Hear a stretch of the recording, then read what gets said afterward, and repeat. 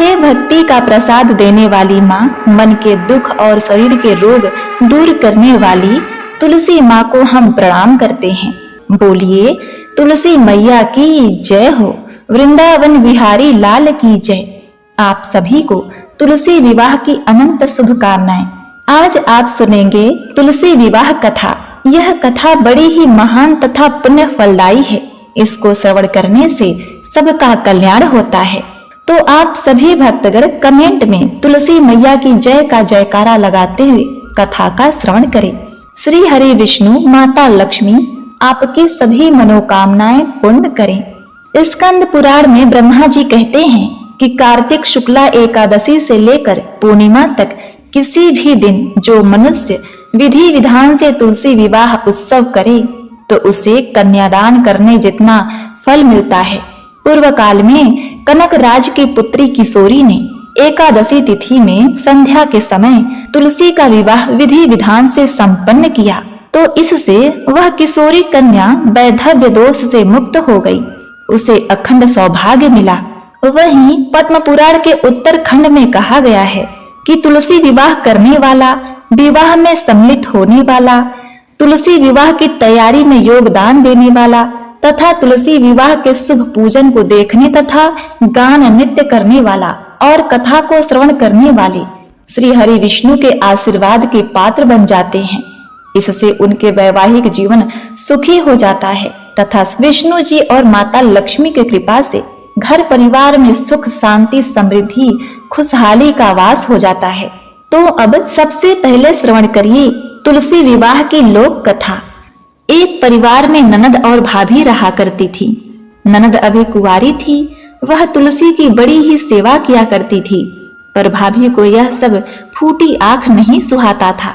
कभी कभी तो वह गुस्से में कहती कि जब तेरा विवाह होगा तो बारातियों को तुलसी ही खाने को दूंगी तथा तुलसी ही तेरे दहेज में दूंगी। ऐसे ही समय व्यतीत हुआ। ननद की आस्था तुलसी माता के प्रति और भी गहरी होती गई। अब भगवान की कृपा से ननद का विवाह तय हो गया। यथा समय जब ननद की शादी हुई तो उसकी भाभी ने बारातियों के सामने तुलसी का गमला फोड़ के रख दिया। भगवान की कृपा से वह गमला स्वादिष्ट व्यंजनों में बदल गया। गहनों के बदले भाभी ने तुलसी की मंजरी पहना दी तो वह सोने के आभूषणों में बदल गए। वस्त्रों के स्थान पर तुलसी का जनेऊ रख दिया तो वह रेशमी सुंदर वस्त्र में बदल गए। इस प्रकार भली भांति उसका विवाह हुआ। ससुराल में उसके दहेज आदि के बारे में बहुत बड़ाई हुई। इस पर भाभी को बड़ा ही आश्चर्य हुआ और तुलसी जी की पूजा का महत्व उसकी समझ में आ गया। भाभी की एक लड़की थी। वह अपनी लड़की से कहती कि तू भी तुलसी की सेवा किया कर, तुझे भी बुआ की तरह अच्छा घरवर मिलेगा। पर लड़की का मन तुलसी की सेवा में नहीं लगता था। अब भाभी के लड़की के विवाह का समय आ गया तो भाभी ने सोचा कि जैसा व्यवहार मैंने अपनी ननद से किया है उसी कारण उसे इतनी इज्जत मिली, क्यों ना मैं अपनी लड़की के साथ भी ऐसा व्यवहार करूं। उसने तुलसी का गमला फोड़कर बारातियों के सामने रख दिया, परंतु इस बार मिट्टी ही मिट्टी रही और वह अपनी लड़की को मंजरी पहनने के लिए आभूषणों के रूप में दी।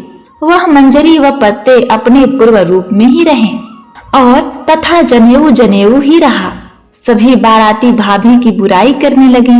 ससुराल में सभी लड़की की बुराई कर रहे थे। इतना होने के बाद भी भाभी को अपनी गलती का एहसास नहीं हुआ। अब भाभी ननद को कभी अपने घर नहीं बुलाती थी। भाई ने सोचा मैं ही बहन से मिल आऊं, शादी के बहुत समय हो गया है, अभी बहन एक बार भी घर नहीं आई। उसने अपनी इच्छा अपनी पत्नी को बताई तथा सौगात ले जाने के लिए कुछ मांगा। भाभी ने थैले में ज्वार और बाजरा भर दिया और कहा यही है, यही ले जाओ। वह दुखी मन से चल दिया। भला बहन के घर कोई ज्वार और बाजरा ले जाता है। बहन के नगर के समीप पहुंचकर उसने एक गौशाला में गाय के सामने ज्वार का थैला पलट दिया। तब गौपालक ने कहा, हे भाई, सोना मोती गाय के आगे क्यों डाल रहे हो? भाई ने उसको सारी बात बता दी तथा सोना मोती लेकर प्रसन्न मन से बहन के घर गया। बहन बड़ी ही प्रसन्न हुई। इस प्रकार तुलसी की सेवा भाव करने से उस अभागी कन्या को सुयोग्य घर वर मिला और वह धन संपत्ति से परिपूर्ण हो गई। अब आइए सुनते हैं तुलसी विवाह की एक छोटी सी लोकगीत। अंगना बटोरी तुलसा घुरवा लगवनी, जामे गई न चंदन का पेड़। चंदन कटाई प्रभु डोलिया फनवना, चला तुलसा हमरो के देश। कैसे के चली प्रभु तोहरे देशवा, अम्मा बिना रहलो न जाए। हमरे ई अम्मा के अम्मा घोहरैहा, अपन अम्मा दिहा बिसराय। अंगना बटोरी तुलसा घुरवा लगवनी, जामी गई न चंदन का पेड़। चंदन कटाई प्रभु डोलिया फनवना, चला तुलसा हमरो के देश। कैसे के चली प्रभु तोहरे देशवा, बाबा बिना रहलो न जाए। हमरे ई बाबा के बाबा घोहरैहा, अपन बाबा दिहा बिसराय। अब आइए सुनते हैं मोक्ष प्रदान करने वाली तुलसी माई और बुढ़िया माई की कथा। एक बुढ़िया माई थी, उनका अपना कोई नहीं था। वह घर में अकेली रहा करती थी। वह रोज सुबह उठकर स्नान आदि करके तुलसी माता को जल चढ़ाती। वह उनकी रोज पूजा करती थी। प्रतिदिन पूजा करने के बाद वह हाथ जोड़कर तुलसी माता से यही प्रार्थना करती थी, हे तुलसी माता सबकी दाता, मैं तेरा बिड़ला सिंचती हूँ। मुझे बहू दे, पीतांबर की धोती दे, मीठा मीठा घास दे, बैकुंठ में वास दे, चटक की चाल दे, पटक की मौत दे, चंदन का काठ दे, रानी सा राज दे, दाल भात का भोजन दे, 11 की मौत दे, कृष्ण जी का कंधा दे। तब तुलसी माता यह सुनकर सूखने लगी। तो एक दिन भगवान ने उनसे पूछा, हे तुलसी, तुम क्यों सूख रही हो?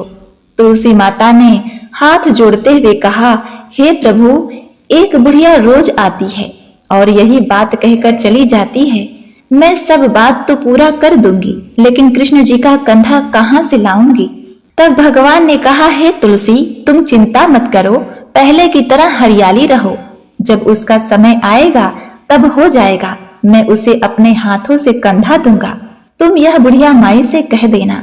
कुछ दिन बाद जब कार्तिक की देव उठनी एकादशी का दिन आया, बुढ़िया माई रोज की तरह पूजा करने के बाद परिक्रमा कर रही थी कि अचानक उन्हें उपटा आया और वह गिर पड़ी। थोड़ी ही देर बाद वह मर गई। सुबह से पूरा दिन वह रात भर ऐसी ही पड़ी रही। जब दूसरे दिन सुबह भी बुढ़िया माई के किवाड़ नहीं खुले तो पड़ोसियों को आश्चर्य हुआ कि रोज सुबह बुढ़िया माई के दरवाजे खुल जाते थे। आज क्या बात है? पड़ोसी किसी तरह अंदर गए तो देखा बुढ़िया माई तुलसी के पास मरी पड़ी हैं। उनका अपना कोई नहीं था।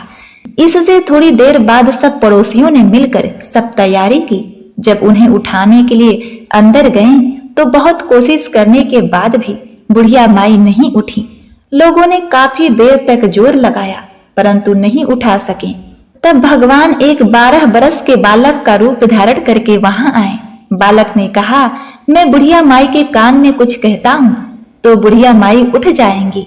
बालक ने कान में कहा, बुढ़िया माई मन की निकाल दे, पीतांबर की धोती ले, मीठा मीठा घास ले, बैकुंठ का वास ले, चटक की चाल ले, पटक की मौत ले, कृष्ण जी का कंधा ले। यह सुनकर बुढ़िया माई हल्की हो गई। भगवान ने कंधा दिया और बुढ़िया माई को मुक्ति मिल गई। हे कृष्ण भगवान, जैसे बुढ़िया माई की रखी वैसे सबके रखना। बोलो राधा कृष्ण भगवान की जय हो, तुलसी माता की जय हो। प्रिय भक्तगणों, अब आइए सुनते हैं तुलसी विवाह की कथा। एक बार शिव जी ने अपने तेज को समुद्र में फेंक दिया था। उससे एक महा तेजस्वी बालक ने जन्म लिया। यह बालक आगे चलकर जालंधर के नाम से पराक्रमी दैत्य बना। उसकी राजधानी का नाम जालंधर नगरी था। दैत्यराज काल नेमी की कन्या वृंदा का विवाह जालंधर से हुआ। जालंधर महाराक्षस था। अपनी सत्ता के मद में चूर उसने माता लक्ष्मी को पाने की कामना से युद्ध किया, परंतु समुद्र से ही उत्पन्न होने के कारण माता लक्ष्मी ने उसे अपने भाई के रूप में स्वीकार किया। वहां से पराजित होकर वह देवी पार्वती को पाने की लालसा से कैलाश पर्वत पर गया। भगवान देवादिदेव शिव का ही रूप धरकर माता पार्वती के समीप गया, परंतु मां ने अपने योग बल से उसे तुरंत पहचान लिया तथा वहां से अंतर ध्यान हो गई। देवी पार्वती ने क्रुद्ध होकर सारा वृत्तांत भगवान शिव को सुनाया। जालंधर की पत्नी वृंदा अत्यंत ही पतिव्रता स्त्री थी। उसके पतिव्रत धर्म की शक्ति से जालंधर न तो मारा जाता था और न ही पराजित होता था। इसीलिए जालंधर का नाश करने के लिए वृंदा के पतिव्रत धर्म को भंग करना बहुत ही आवश्यक था। इसी कारण भगवान विष्णु ऋषि का वेश धारण करके वन में जा पहुंचे, जहां वृंदा अकेली भ्रमण कर रही थी। भगवान के साथ दो मायावी राक्षस थे। उन्हें देखकर वृंदा भयभीत हो गई। ऋषि ने वृंदा के सामने पल भर में दोनों को भस्म कर दिया। उनकी शक्ति देखकर वृंदा ने कैलाश पर्वत पर महादेव के साथ युद्ध कर रहे अपने पति जालंधर के बारे में पूछा। ऋषि ने अपने माया जाल से दो वानर प्रकट कर दिए। एक वानर के हाथ में जालंधर का सिर था तथा दूसरे के हाथ में धड़। अपने पति की यह दशा देखकर वृंदा मूर्छित होकर गिर पड़ी। होश में आने पर उन्होंने ऋषि रूपी भगवान से विनती की कि वह उनके पति को जीवित करें।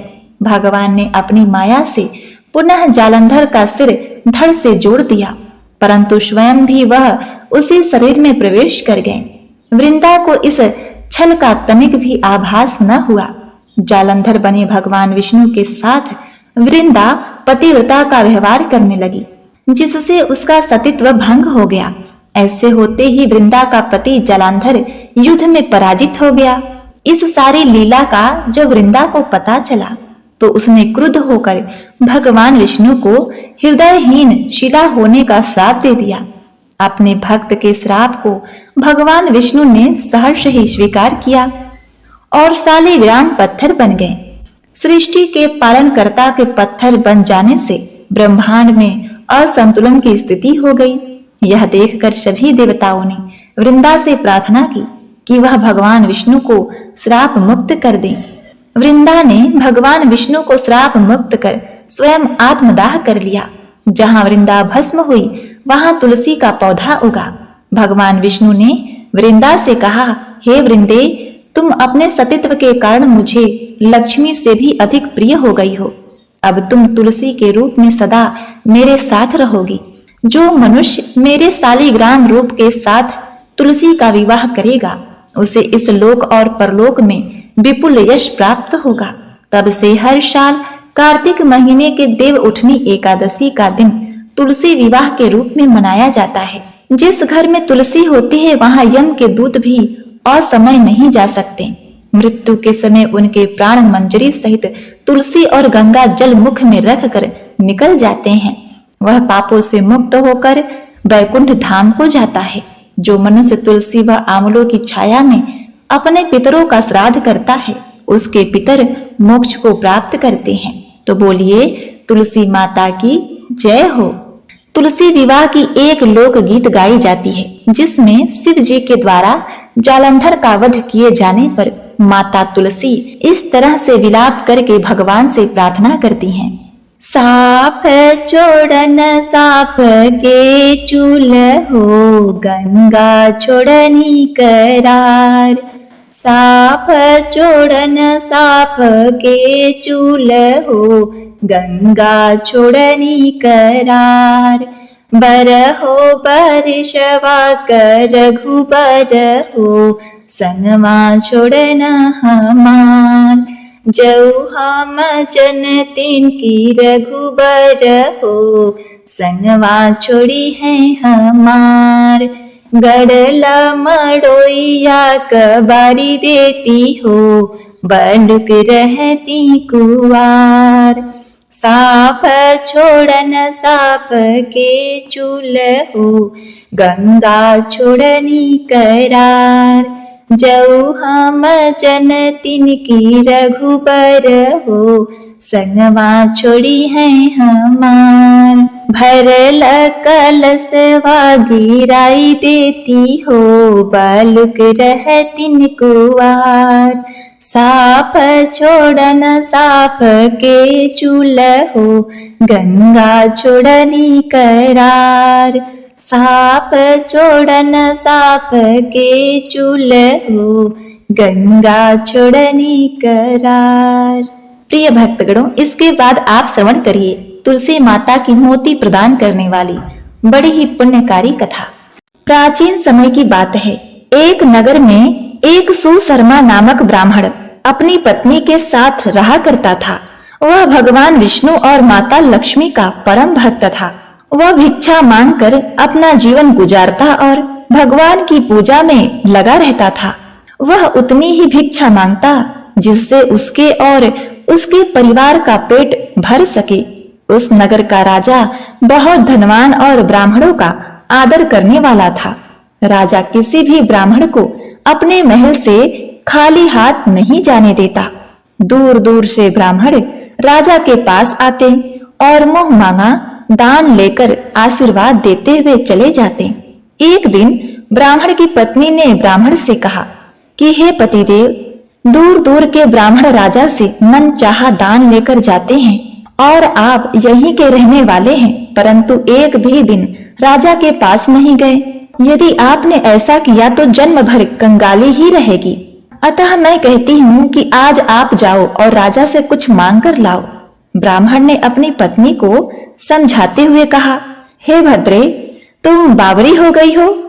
हमें धन की क्या आवश्यकता है? हमें इतना तो मिल ही जाता है जिससे हम अपने पेट भर सकें, और राजा का धन अच्छा नहीं होता, वह हमें नहीं लेना चाहिए। ब्राह्मण की पत्नी जिद पर अड़ गई और बोली, मैं आपकी एक भी बात नहीं सुनने वाली हूँ। कब तक हम कंगाली में जीते रहेंगे? आप तो रोज माला लेकर बैठ जाते हो और अपने बच्चों को क्या खिलाएंगे और क्या पहनाएंगे? जब बच्चे दूसरे बच्चे को पहनते ओढ़ते और खाते पीते देखते हैं तो उनका मन भी लग जाता है। आज आप राजा के पास जाओ। राजा बहुत ही भला व्यक्ति है, वह हमें जरूर मुंह मांगा दान देगा। विवश होकर ब्राह्मण राजा के महल की ओर चल दिया, पर राजा उस समय महल में नहीं था। ब्राह्मण को वापस लौटना पड़ा। दूसरे दिन ब्राह्मण की पत्नी ने ब्राह्मण को फिर से महल भेजा, परंतु राजा फिर से महल में नहीं मिला। तीसरे दिन राजा महल में मिल गया और उसने ब्राह्मण का स्वागत किया और उसे आसन पर बिठाया तथा 2 दिन ना मिल पाने के लिए क्षमा मांगी। राजा ने कहा, हे ब्राह्मण देव, मैं आपकी क्या सेवा कर सकता हूँ?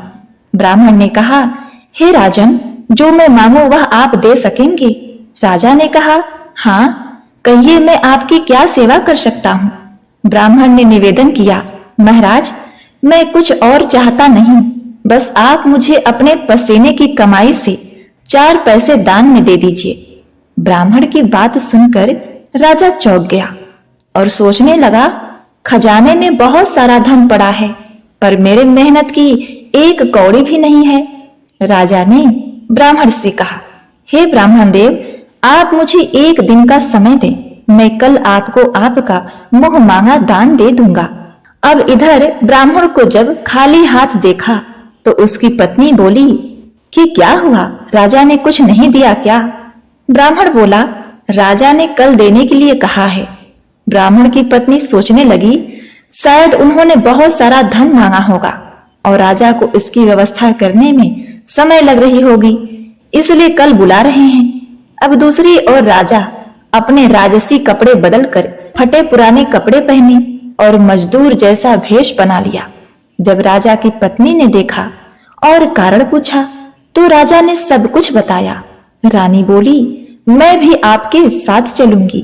राजा के हाँ कहने पर उस दान के धन में सम्मिलित होने के लिए रानी भी खुशी खुशी साड़ी पहनकर तैयार हो गई।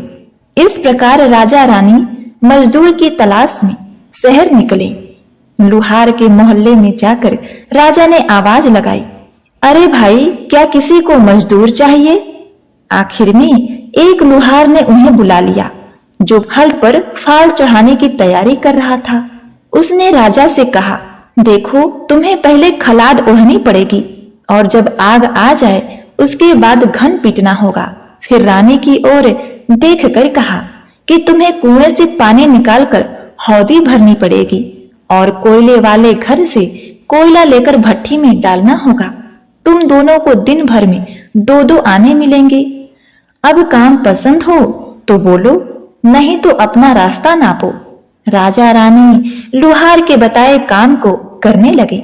राजा लोहा पीटने लगा, लेकिन उससे ठीक से काम नहीं हो पा रहा था। लोहार नाराज होकर राजा को ठीक से काम करने के लिए कहा। राजा जैसे तैसे अपना काम करने लगा। रानी भी कुएं से पानी भरकर लाने लगी। रानी के हाथ में फफोले पड़ गए। किसी तरह बड़ी कठिनाई से उसने पानी का हौदा भरा। उसके बाद रानी कोयला लाकर भट्टी में डालने लगी। कोयला भरने से रानी के गोरे हाथ और कपड़े काले हो गए।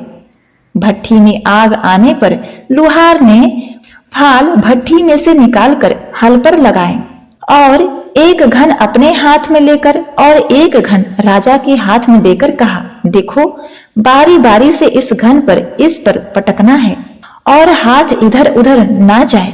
राजा जोर जोर से घन पटकने लगा, लेकिन उसका निशाना ठीक नहीं बैठता था। कभी घन फाल से नीचे गिरता तो कभी हल पर। मजदूर का यह हाल देखकर लुहारिन बड़बड़ाती हुई आई और लुहार से कहने लगी, तुमने कहां से नौसिखिए मजदूर को काम पर लगाया है? इससे काम भी नहीं होता। यह काम बनाने के बजाय काम बिगाड़ रहा है। राजा रानी उन दोनों की फटकार सुनते सुनते अपना काम मन लगाकर करते रहे। घन पटकते पटकते राजा का शरीर पसीने से तर हो गया। जोर जोर से सांसें चलने लगी। रानी भी पानी भरते भरते, कोयला झोंकते झोंकते थक कर चूर हो गई। दोनों ने पूरे दिन बहुत ही मेहनत की। लुहार ने रानी को 2-2 पैसे दिए, जिसे वह प्रसन्नता के साथ लेकर महल में आ गए। आज उन्हें पता चला कि मेहनत की कमाई कैसी होती है। राजा ने 4 पैसे अलग रख दिए और अगले दिन ब्राह्मण को बुलाकर उसे दे दिए। ब्राह्मण राजा को आशीर्वाद देकर घर लौटा और ब्राह्मणी से कहा, लो, मैं राजा के यहाँ से दक्षिणा लेकर आया हूँ। ब्राह्मणी खुश होकर दौड़ी हुई आई, पर जब उसने 4 पैसे देखे तो वह ठिठक कर गई और फिर उसे दूर फेंक दिया। वह जल भूनकर ब्राह्मण से बोली, तुम जैसे दरिद्र राजा के पास जाकर कुछ भी न मांग पाए, शर्म भी नहीं आती? ऐसा कहकर वह रूठकर चली गई और बहुत देर तक बड़बड़ाती रही। ब्राह्मण ने उस 4 पैसे को उठाकर एकादशी के दिन तुलसी घर के पास रख दिया और सोचा, जब ब्राह्मणी शांत हो जाएगी तो जरूरत पड़ने पर उठा लेगी। परंतु कई दिनों तक पैसे वहीं रखे रहे और ब्राह्मण द्वारा चढ़ाए गए फूल उस पर गिरकर मिट्टी में दब गए।